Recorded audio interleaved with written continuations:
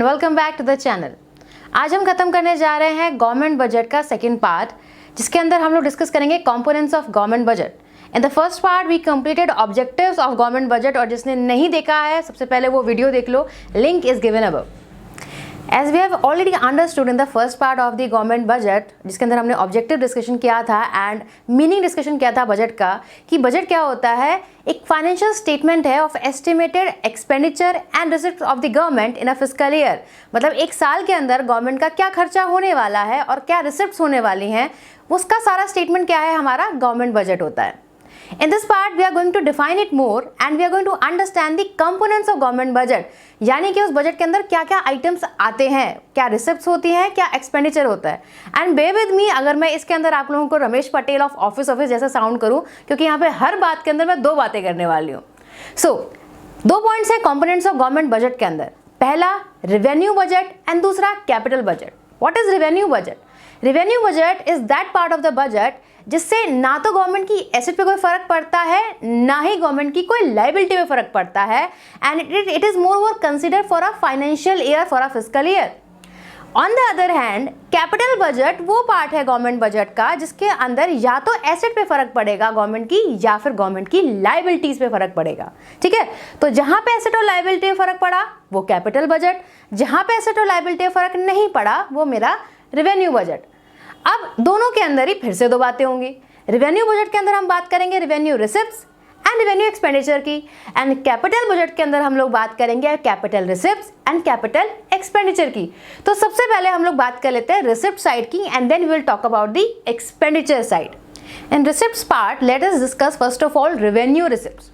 Revenue receipts क्या होती हैं? These are those receipts of the government जिससे ना तो कोई लायबिलिटी बढ़ती है सरकार की और ना ही कोई एसेट कम होती है। ठीक है, पैसा आ रहा है बट बिना लायबिलिटी बढ़ाए और बिना कोई एसेट कम किए। ठीक है, अब रेवेन्यू रिसिप्ट्स भी दो टाइप की होती हैं, one is tax and other is non tax receipts. ठीक है, first of all let us understand what are the tax receipts. कौन कौन सी है tax receipt? First is direct tax and second is indirect taxes.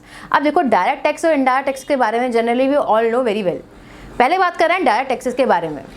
Direct taxes के बारे में पहले बात करते हैं। Direct taxes are those taxes, for example income tax, this is a compulsory payment towards the government. हम लोग इनकम टैक्स पे करते हैं, आपके पेरेंट्स अगर they are earning some income वो इनकम टैक्स पे करते हैं। दीज आर दोज टैक्सेस जिसके अंदर इम्पैक्ट और इंसिडेंस सेम बंदे के ऊपर आता है, यानी कि जिसके ऊपर इम्पोज हो रहा है टैक्स उसी को वो टैक्स पे करना पड़ेगा। We can not shift the tax on some other person. For example आपके पेरेंट्स के ऊपर, आपकी पेरेंट्स की सैलरी के ऊपर, उनकी इनकम के ऊपर टैक्स लग रहा है, या फिर आपके फादर का बिजनेस है तो उनके ऊपर कोई कॉर्पोरेट टैक्स लग रहा है, उनकी प्रॉफिट के ऊपर टैक्स लग रहा है। So they can not shift this tax to some other person कि भाई एक काम करो तुम पे कर दो मेरी जगह टैक्स। ऐसा नहीं हो सकता ना, मेरी इनकम पे टैक्स लगता है तो मैं इनकम टैक्स किसी और पे शिफ्ट नहीं कर सकती हूँ कि भाई मेरे कैमरामैन तुम मेरा टैक्स पे कराओ। ऐसा कर सकते हो क्या? नहीं कर सकती हो।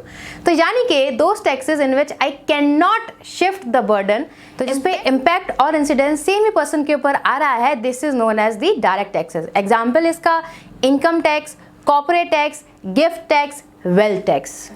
ठीक है, and in India it is progressive in nature. हिंदुस्तान के अंदर क्या है कि जैसे जैसे आपकी इनकम बढ़ती है टैक्स भी क्या होता है, बढ़ जाता है ना। जैसे अंबानी है वो ज़्यादा टैक्स पे करते हैं, कोई गरीब है जो इसके पास कम इनकम है, जनरली दे डू नॉट पे टैक्सेस। तो जैसे जैसे आपकी इनकम बढ़ती जाएगी टैक्स बढ़ता जाएगा। So that is why it is also called progressive in nature, and this is known as are direct taxes. Second part of tax revenue receipt is indirect taxes, क्योंकि tax दो type के होते हैं ना, direct taxes and indirect taxes. Indirect taxes कौन से होते हैं? In which impact and incidence fall on the other and different person. मतलब जीएसटी है जैसे आप लोगों का, जैसे पहले क्या होता था आपका value added tax, sales tax होता था। अब for example you went to Domino's to eat a pizza. अब आप पिज़्ज़ा खाने जाते हो तो आप लोग जो है वहाँ पे एक जीएसटी पे करते हैं। You can not ask the Domino's person कि भाई ओनर को कि भाई तुम मेरी जगह पे जीएसटी पे करो। इम्पैक्ट आया किसके ऊपर था? तो डोमिनोज ओनर, बट पे किसने किया? इंसिडेंस किसके ऊपर आया? आप लोगों के ऊपर, बिकॉज आपके जेब से मॉनेटरी बर्डन किस पे आया? आपकी जेब से पैसा गया। तो impact and incidence follow on the some other person, because indirectly you are paying this tax, that is why it is known as indirect taxes. ठीक है, इसमें इम्पैक्ट इंसिडेंस क्या है, अलग अलग लोगों पे आता है, and that is why it is also considered under the tax revenue receipt. इसके एग्जांपल जैसे मैंने आपको भी बताया, GST goods and services tax, दूसरा example sales tax, tax, value added tax, and so many examples are here of indirect taxes. छोटा सा point under indirect taxes that it is proportional in nature. Direct taxes में हमने समझा कि वो progressive था, ठीक है, इनकम बढ़ेगी टैक्स बढ़ेगा, but this is not the case with your indirect taxes. It is proportional. That means अगर आप कमोडिटी परचेज कर रहे हैं तो आपको टैक्स पे करना ही पड़ेगा and the same amount you have to pay. ठीक है, सो ये ऐसा नहीं है कि भाई अगर कोई गरीब जो है या कोई कम इनकम वाला बंदा कुछ डोमिनो से पिज़्ज़ा खाने आ रहा है तो आप उसको ये नहीं बोलोगे कि भाई तुम कम टैक्स पे कर दो चलो. No, if you are buying this commodity then you have to pay the same amount of tax. That is why it is also called proportional in nature. ठीक है, let us discuss the second part of revenue receipts, that is non tax revenue receipts. यानी कि अब tax के अलावा जितनी भी receipts government के पास आ रही हैं जिससे ही ना गवर्नमेंट की कोई लायबिलिटी पे असर पड़ रहा है ना ही गवर्नमेंट की कोई एसेट कम हो रही है, वो सारे आइटम्स किधर जाएंगे? Under the non tax revenue receipts. इसके अंदर बहुत सारी चीज़ें आती हैं. For example interest, fine, fees, escheat, profit, etcetera etcetera etcetera. तो आराम से डिस्कस करते हैं इन सारे पॉइंट्स को. सबसे पहला point under the non tax revenue receipts is interest received on the loan given. Government जो है लोन देती है, जैसे सेंट्रल गवर्नमेंट ने स्टेट गवर्नमेंट को लोन दिया तो गवर्नमेंट इंटरेस्ट चार्ज करती है ऑन द लोन पेड. जैसे मान लो कि if I have given loan to someone तो मैं उस लोन पे क्या करूँगी, कुछ इंटरेस्ट चार्ज करूँगी पर मंथ. वैसे ही गवर्नमेंट को भी क्या मिलता है, लोन के ऊपर इंटरेस्ट मिल रहा है. तो उस इंटरेस्ट से ना ही गवर्नमेंट की कोई लायबिलिटी बढ़ रही है ना ही कोई एसेट कम हो रही है. That is why it is considered as non tax revenue receipts. Second part हो गया इसका आपका लाइसेंस फी. अगर आप कोई लाइसेंस बनवाते हैं, for example if you want a gun permit and उसके लिए गवर्नमेंट कुछ चार्ज करती है, कुछ पैसा चार्ज करती है, that is also considered as a licence fee. तो उसके लिए भी गवर्नमेंट की ना कोई लायबिलिटी ना कोई एसेट पे फर्क पड़ा. अब हम लोग बहुत सारी फाइन्स और पेनल्टीज भी पे करते हैं. अब आप लोगों को, हम सबको बहुत ज़्यादा स्कूटियाँ चलाने का मन करता है, बाइक चलानी है, ट्रिपली मारनी है फुल स्पीड के साथ, तो लेकिन इसके बाद चालान भी कटवाना पड़ता है हम लोग को.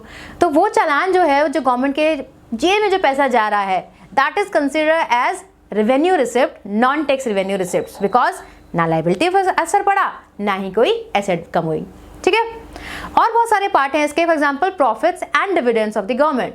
गवर्नमेंट की बहुत सारी ऑर्गेनाइजेशन है, for example steel authority of India limited, ONGC, बहुत सारी ऑर्गेनाइजेशन, बहुत सारी बड़ी बड़ी फर्म्स हैं गवर्नमेंट की. गवर्नमेंट उन फर्म से प्रॉफिट जनरेट करती है. उन प्रॉफिट से गवर्नमेंट की ना कोई एसेट कम होती है ना ही कोई लायबिलिटी बढ़ रही है, क्योंकि हमारा प्रॉफिट हमारी एसेट कम नहीं करता है, ना ही कोई हम पे उधार आ रहा होता है. So that is why it is also considered as non tax revenue receipts. Few more points under the non-tax revenue receipts are cash, grants and gifts. बहुत बार क्या होता है, जैसे फॉर एग्जांपल अगर नेपाल के अंदर अर्थक्वेक आया तो हम लोगों ने उन्हें गिफ्ट किया, एज अ कैश ग्रांट दिया.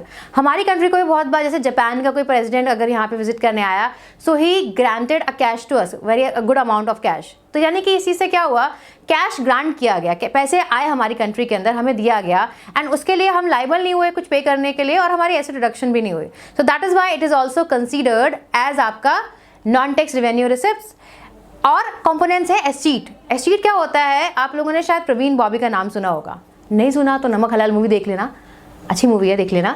उसके अंदर this actress Parveen Babi, she died in her Mumbai apartment and without any will, without any heir, successor कोई नहीं था, उनकी प्रॉपर्टी का कोई क्लेम करने वाला नहीं था. तो सारी प्रॉपर्टी किसके पास जाएगी, गवर्नमेंट के पास जाएगी.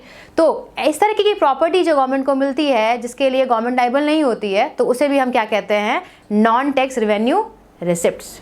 Next point is forfeitures. Forfeitures का मतलब आपने कोई कॉन्ट्रैक्ट बनाया किसी के साथ और आपने वो कॉन्ट्रैक्ट को नहीं निभाया, ठीक है, तो गवर्नमेंट क्या करेगी, उसके लिए आपको जिम्मेदार ठहराएगी and then you have to pay for that. That is known as forfeitures. एक और तरीका है, एक और पॉइंट है नॉन टैक्स रेवेन्यू रिसिप्ट का, that is your special assessment. For example if you live in Gurgaon, Noida region के अंदर आप रह रहे हैं और गवर्नमेंट ने वहाँ पे मेट्रो बनाई. बिकॉज ऑफ दैट मेट्रो आपकी प्रॉपर्टी की वैल्यू बहुत हाई हो गए, साथ के साथ शूट अप हो गए. गवर्नमेंट ने कोई भी ऐसा इन्वेस्टमेंट किया, ऐसे आपकी प्रॉपर्टी की वैल्यू बहुत हाई होगी, तो government will charge some amount from you because of that development which government did. तो वो जो पैसा आपने दिया है गवर्नमेंट को, that is also considered as special assessment and non tax revenue receipt of the government. तो ये जो सारे पॉइंट्स हैं उन्हें ध्यान से देख लो एक बार फिर से. All these points are considered as the non tax revenue receipt because ना तो ये लाइबिलिटी बढ़ाते हैं गवर्नमेंट की और ना ही ये एसेट कम कर रहे हैं गवर्नमेंट की. ठीक है, so these are under the revenue.